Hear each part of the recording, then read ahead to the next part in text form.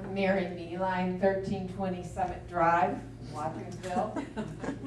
And you're talking about budget, but I was wondering what kind of experience you've had in putting together budgets and planning the budget for the police department.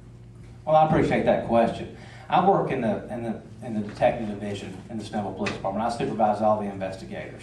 We have our own budget in investigations. It's set by the police chief, but we have input on that budget. We have, for instance, a line item for office supplies. So if an employee of mine comes to me and needs pens or paper, then we have to sit down and make sure we have the money to buy it. Now, obviously, those are things that they're going to have. I would submit to everyone in this room that I have just as much budgetary experience as my opponent does when he took office in 1992. Thank you.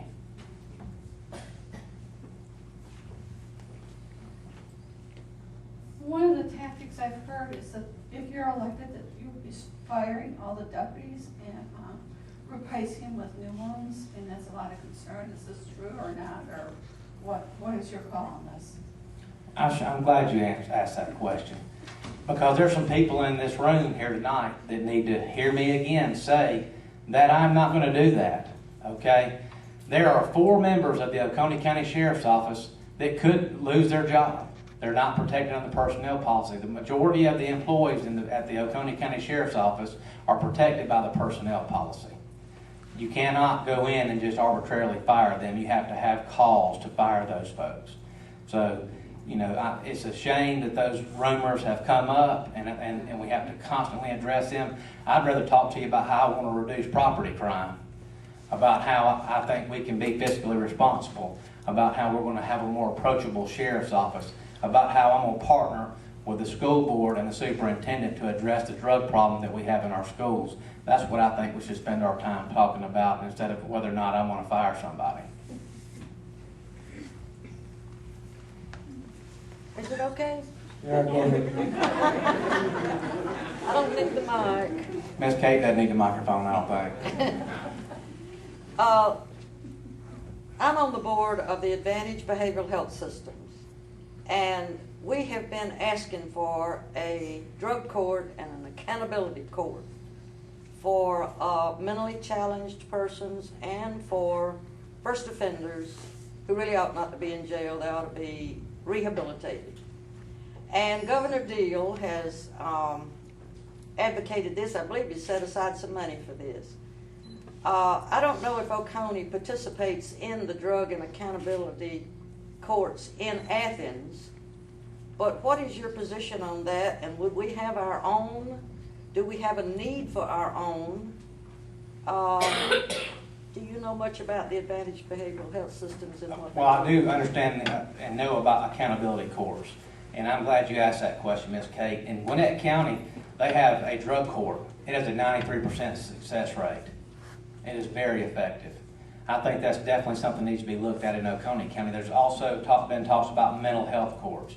And the reason why they have come up with accountability courts like drug court, DUI court, and mental health court is to not clog up our prison system with minor offenders. So if you have a first offender on a drug charge, they go through drug court, they go through a very strict program, and if they complete that program, then that arrest, it basically turns into a first offender type status.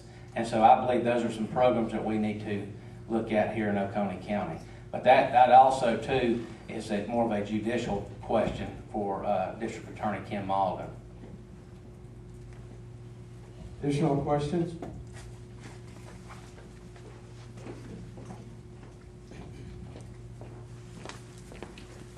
Yes, sir. My name's Everett Bailey. I live on Aiken Road in Bogart. You had mentioned partnering with the school board and the superintendent. I'd like to know what your feelings are on the school resource officer program, and do you plan to institute something like that in Oconee? Thank you very much for that question, Everett. What I have proposed is a school deputy liaison program.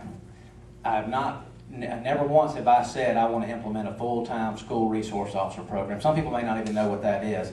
A school resource officer program is a program where you have full-time deputies in the middle schools and high schools. They are very effective. Becker County is one example. Gwinnett County is another example. There's many other examples. Walton County has a very successful school resource officer program. But first, I think what we have to do is we have to sit down with the Board of Education and the superintendent, and we have to get on the same page about what we want to do, because the sheriff can't unilaterally do this on his own. So I've never once said that we're going to take over the schools and just send deputies in there. But I don't think anybody in this room would disagree that there's nothing wrong with a deputy on his daily patrols pulling up to the high school parking lot, getting out, walking inside, speaking to the principal, speaking to the other administrators, speaking to the teachers and the students, and building a strong rapport with them. I think that's how we reduce the instances of drug crimes in our school. My opponent stood up in the last forum and said we only had 6 cases of children arrested in our schools. I'm not happy with that, and I don't know that anybody in this room is happy with that either.